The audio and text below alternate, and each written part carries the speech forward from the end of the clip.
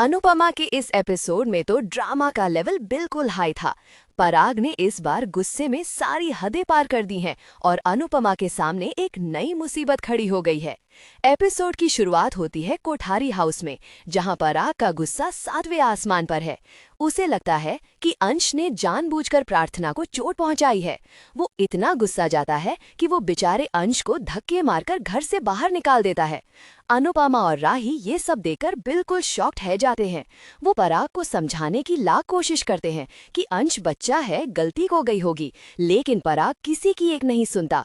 उल्टा वो अनुपमा को भी वहां से चले जाने को कह देता है। उधर अनुपमा बेचारे अंश को लेकर शाह हाउस पहुंचती है।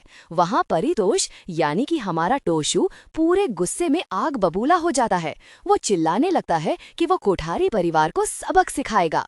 बस ये सुनते ही अनुपमा का पारा हाई हो जाता है और वो टोशू को एक जोरदार थप्पड़ लगा देती है। अनुपमा परितोष और परी दोनों को उनके गुस्से के लिए खूब डांटती है। वो परी को समझाती है कि गुस्से से और बदला लेने से रिश्ते बनते नहीं बल्कि बिगड़ जाते हैं। इवन खुद भी इन रिश्तों की झिकझिक से काफी परेशान है और सबको खरी खोटी सुनाती है। साथ ही एग्जाम्पल्स भी कर समझाती कि ऐसे रिश्ते को हैंडल नहीं किया जाता है। अंश को भी कहती है कि फिलहाल शांति से काम लो। फैमिली ड्रामा के बीच बेचारी राही बिल्कुल टूट गई है। साथ ही प्रेम को अपनी गलती का एहसास हो रहा है। वो राही के पास जाकर माफी मांगने की कोशिश करता है। वो कहता है कि उससे गलती हो गई कि उसने अनुपमा की इतनी इंसल्ट की और राही का सपोर्ट नहीं किया, लेकिन राही का दिल टूटा हुआ है। वो साफ साफ कह देती है कि प्रेम ने उसका विश्वास, उसका ट्रस्ट तोड़ दिया है और अब वो उसकी कोई बात नहीं सुनना चाहती। लेकिन स्टोरी में ट्विस्ट तो अब आता है। बाद में जब प्रार्थना थोड़ी संभलती है तो वो ख्याति को सारा सच बता देती है। वो कहती है कि अंश ने उसे जानबूझकर धक्का नहीं दिया था, ये सब बस एक एक्सीडेंट था। लेकिन बेचारी प्रार्थना उस वक्त इतनी डर गई थी कि उसने कुछ नहीं कहा।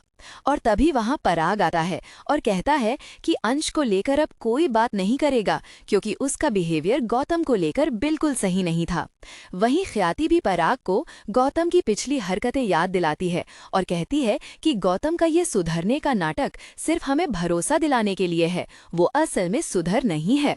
और अब एपिसोड का सबसे बड़ा बॉम्ब। पराग ख्याति के जरिए राही को एक अल्टीमेटम देने को कहता है। वो राही को कहता है कि या तो वो कोठारी हाउस के नियम और कानून से रहे, अनुपमा को पूरी तरह भूल जाए। इस पूरे टेंशन के माहौल में अनुपमा भी मैनिफेस्ट करती है कि उसके सारे बच्चे खुश रहें। और तभी ईशानी भी आ जाती है और अनुपमा का साथ देती है। इन सब तूफान के बाद राही का कॉल आता है अनुपमा से और कहती है कि उसे अनुपमा के लिए बुरा लग रहा है जो भी उसके साथ हुआ। साथ ही अनुपमा को भी स्ट्रांग रहने के लिए कहती है और वो सब कुछ ठीक करने का ट्राई करेगी, ये भी बोलती है। अनुपमा भी अब मुंबई जाना चाहती है। तो क्या अनुपमा अपने डांस करियर के बारे में दोबारा सोचेगी और क्या सबके रिश्ते में आई दरार मिट पाएगी?